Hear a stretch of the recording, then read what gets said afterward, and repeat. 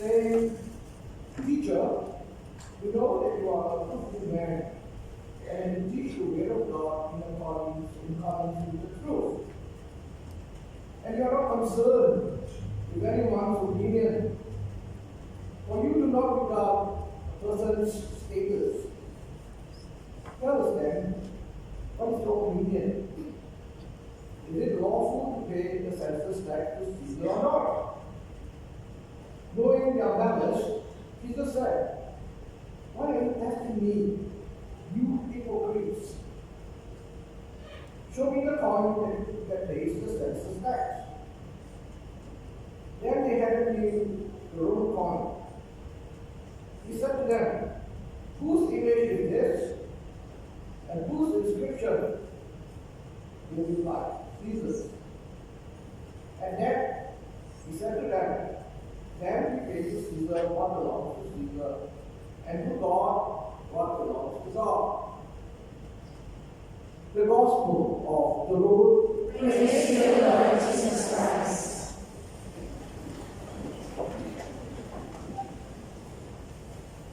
Today's Gospel is about paying taxes to Caesar. After offering some flattering remarks about Jesus being a truthful man who teaches the way of God, the Pharisees laid their trap by asking, "Is it lawful to pay the census tax to Caesar or not?" Now, the Jewish people were colonized by the Romans, which they hated. And so, of course, they resented paying taxes. They were exploited, bullied, oppressed. Tax collectors, as you know, were despised. Matthew was a tax collector. If Jesus replies that the tax should be paid, then he would lose the esteem and respect of the majority of the Jewish people, except the traitors, of course. Because they were oppressed by a pagan government, the Romans. And if Jesus rejects payment of the tax, he might be arrested or even executed for instigating a rebellion. So what to do? Jesus recognizes the malicious intent of the questioners. They want to trap him. And so he asked for a coin with the image of Caesar. We used to have a HONGKONG coin with Queen Elizabeth image there. In many countries still they have an image of leaders in charge. It's quite common. So when they produce the coin with Caesar's image on it, he says to them, "We pay to Caesar what belongs to Caesar, and to God what belongs to God. Render to Caesar what belongs to Caesar, render to God what belongs to God." I know politicians like to use that. Ministers, officials, they use that. Pay to the government what belongs to the government, and pay to God what belongs to your God. When Pope Francis went to Mongolia a couple of months ago, he said, "You can be a good citizen and a Christian at the same time." In Mongolia, the neighboring countries, this was an important statement. You can be a good citizen and a good Christian at the same time. No contradiction. Of course, there are political implications for that. In our passage today, the image of Caesar is there. Okay. But render to God what belongs to God. It means that we also have the image of God in us. We are made in the image of God. They are reminded that they themselves have God's image impressed on them, just as Caesar's image was impressed on the coin. And they must be paid to God what belongs to God. In other words, entirely by the virtue of our baptism, we are made in the image of God. It's imprinted in us. When we are baptized, the sign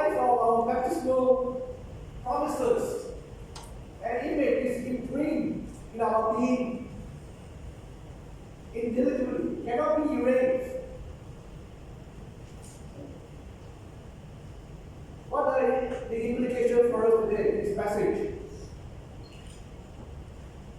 We see Jesus is able to outreach his opponent.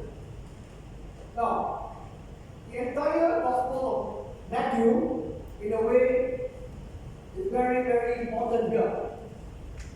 Matthew begins by his Gospel by telling us about the birth of Jesus in fulfillment of what the Lord has said to the prophet. They shall name him Emmanuel, which means God is with us. We will hear this message and we will put it at Advent. It's coming very soon.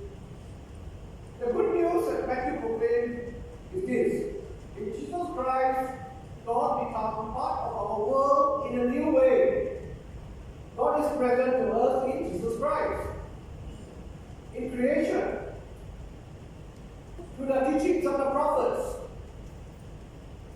culminating in Jesus Christ himself. Now, in the scene with the Pharisees, we witness that Jesus is involved in the realities of the political and religious situation of his nation and his people. He understands what is going on.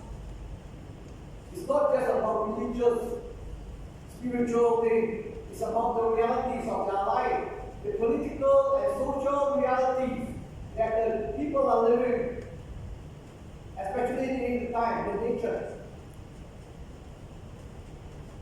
He knows what is going on. And he's not intimidated by power. He tells his adversaries, hypocrites to their own face, and beats them in their own game. We have to be aware of our realities, of what is going on. So relevant today, at this moment, there's a war going on in Palestine, in Gaza. We need to be aware and pray for them. If there's nothing else we can do, the situation is as grim as before. And sometimes we need to see things in perspective. Sometimes people complain so much. When they come to the church, they are worried about the conditions, too hot, it's too cold. And I was thinking, people in Gaza, they are worried about when the bombs will jump into their home.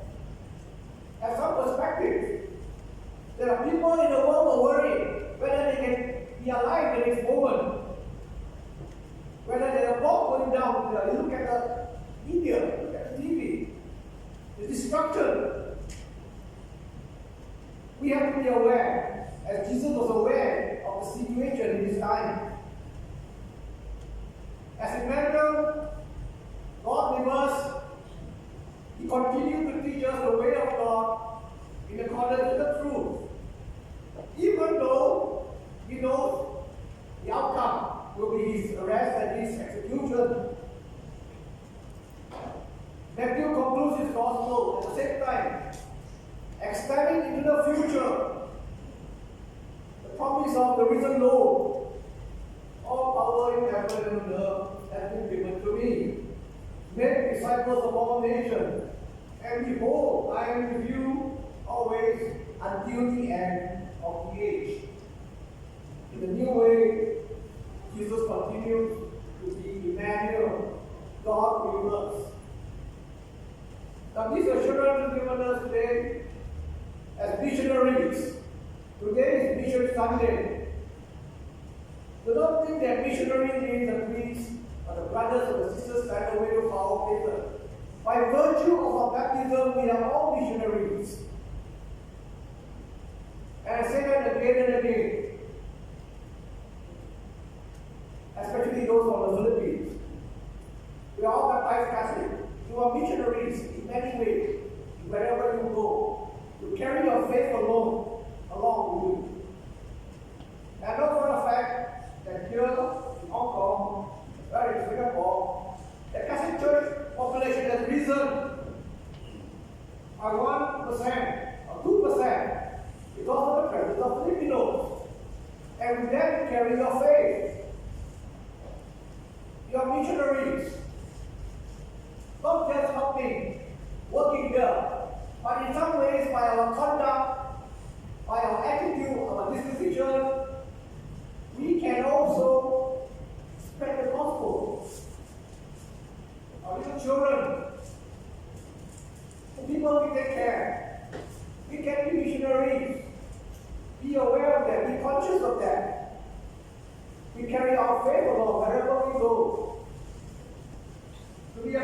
mission is also to be a missionary, to proclaim the gospel by our word and word, but more by our conduct, our behavior. To be a Christian disciple is also called to be a missionary in our time, in our place, to actualize God's presence as Jesus did in his own time. And therefore, we, all of us here, as disciples and missionaries, we must be aware of what is really going on, without illusion, without fantasy, without fantasy. Understand the reality. Be conscious of those around you who are in need, who are in pain. Be conscious so that you can at least help them in some way. Although it may not happen in the extreme circumstances in which is spoken in the gospel today, but we cannot avoid the implications of today's message that a disciple of Jesus at some point will be faced with the moral necessity of speaking the truth in an adversarial confrontation, regardless of the consequences. The assurance that Christ gives his promise to be God with us, or to save us from being peacemaker. Do not be afraid to speak the truth. And with a little work on our part, we may even be able to teach the will of God in accordance with the truth. So today, Sunday, Mission Sunday, the special presence of Christ's Spirit will be a nice gift to pray for in this Sunday liturgy, especially today, which is Mission Sunday. At this moment, our church has put up a booth as in Paul's convent. It may be good to give them some support by visiting them and give them encouragement. In the name of